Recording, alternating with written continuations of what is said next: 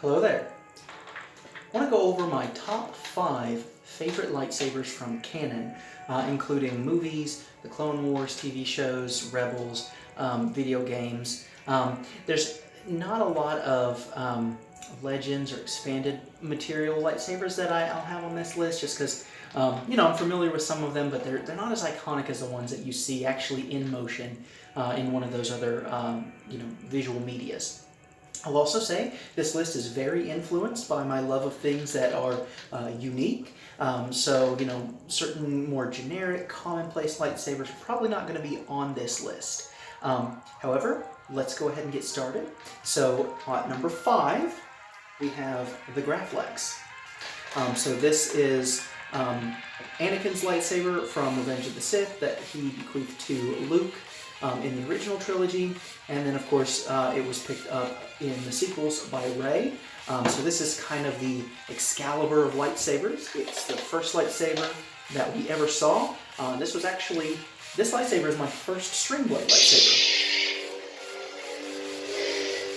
So this is I think it's a master replica. Yeah, master replica from 2005. So I've had this one for quite some time. I have since bequeathed it to my son, so he's got this on his shelf with his lightsabers, but had to include this on the list just because of how iconic it is. But there are some downsides, and this is the reason why this is only at number 5 and not a little higher up on the list. But the switch box here and these T-grips, the bunny ears up here, all of those things kind of make this a little difficult to handle or spin. You pretty much have to hold it a very specific way, just like that, in order to get a good handle. But it's not as comfortable to spin. So that's one of the reasons why it's a little farther down the list. Also, because it's iconic, that's actually a downside for me, because I do like the things that are a little, have a little bit more awe or wow to them. And so that's why this is a little farther down the list, because it's been so used in the Star Wars canon. But gotta have it on the list. All right, let's go on to number 2. I don't have an exact replica of this one. However, I think you know which one I'm talking about. So this is actually for Kylo's crossguard.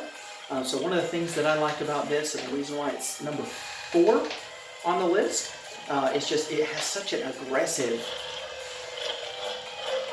sound. So this actually is a Kylo font. It has that crossguard, it just looks heavy, has the unstable look. So it's really eye-catching. And I know there was a lot of debate when it was first revealed in The Force Awakens. People were like, oh, well, you cut your wrists off and all that stuff, and I think that's pretty funny. I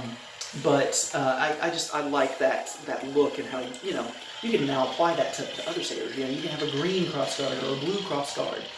So that just gives it kind of more of a medieval look to it, which I really like, especially since the Jedi in particular have always kind of had that mix of Eastern and Western kind of honor, knights, chivalry, samurai, that sort of thing. So to kind of bring that medieval look to the lightsabers, I really like that. So that's why Kylo's crossguard, number 4 on the list. All right, sticking with the unique, at number 3, we have the Darksaber. And this one, again, very unique. No other saber is like that. I really like the flat. Now this is not exactly like the Darksaber in the Clone Wars, but it has more of a flat versus a rounded, and that's very much like a katana. That's actually like on ours, we have a katana wrap. However, just that and the fact that it's got that black core with the white on the outside, it has such a unique noise or sounds that it makes. So that's why it's number 3. I also think that out of all the sabers on this list or in the Star Wars canon, the Darksaber probably has the most significance, just because what it means to the Mandalorian people. It truly is one of a kind. Anyone can try to make maybe a crossguard lightsaber or a double-bladed lightsaber, but there's only one flat-bladed Darksaber. And so that's why it's on my list. So let's go to number 2.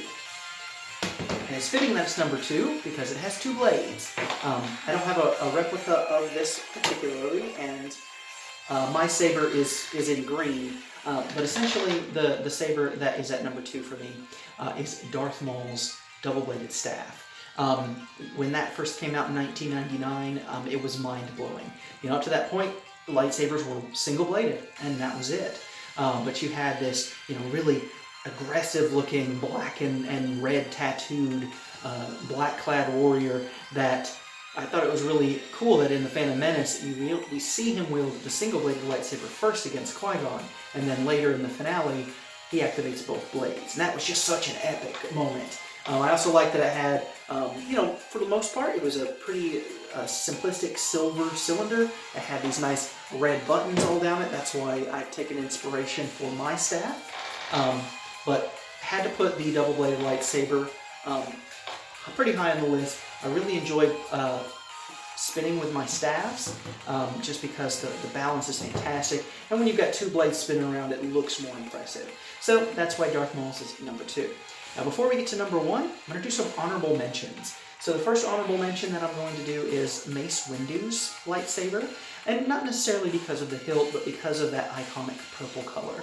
That's also pretty rare. I love that color. It's so rich on camera.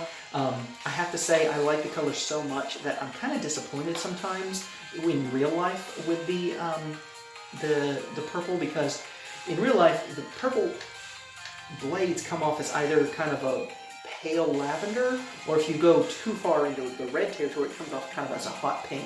But getting that rich bluish purple that comes off on camera is really hard to get in person.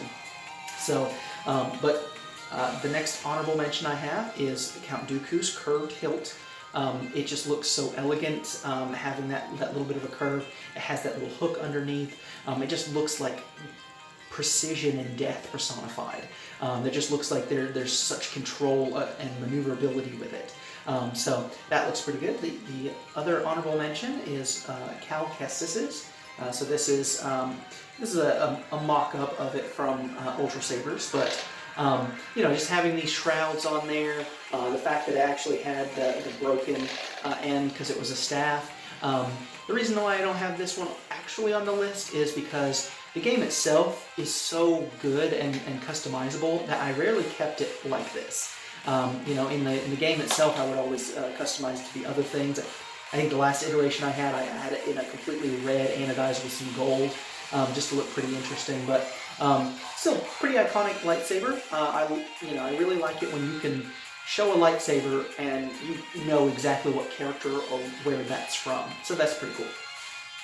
So without further ado, at number 1, we have Luke's green Return of the Jedi saber. I cannot say enough about how cool this one is. And that rich emerald blade, love it. This has been my favorite lightsaber since growing up and being introduced to Star Wars back in the 90s. Saw Return of the Jedi, he activates that green blade. I was in love with it. Such a beautiful color, and I like the almost simplistic style of it. A nice silver faucet knot pommel, the little accent of gold.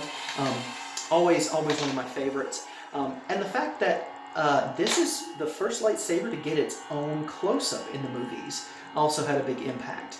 So we see the close-up not only when it's in R2, when they're at Jabba's palace, but also when Vader has it after they've captured Luke on Endor. He does that little close-up of it. So I think that was probably the first taste that fans ever had of kind of seeing it that close and being able to make mock-ups and that sort of thing. So I think that definitely had an impact on me. So that is why this is at number 1. I hope you guys enjoyed, and I would love to hear if you agree with some of my picks. If you think, how dare I put Kylo's higher than Anakin's lightsaber, or anything like that. I'd love you to leave a comment. Tell me what your top 5 are. May the Force be with you.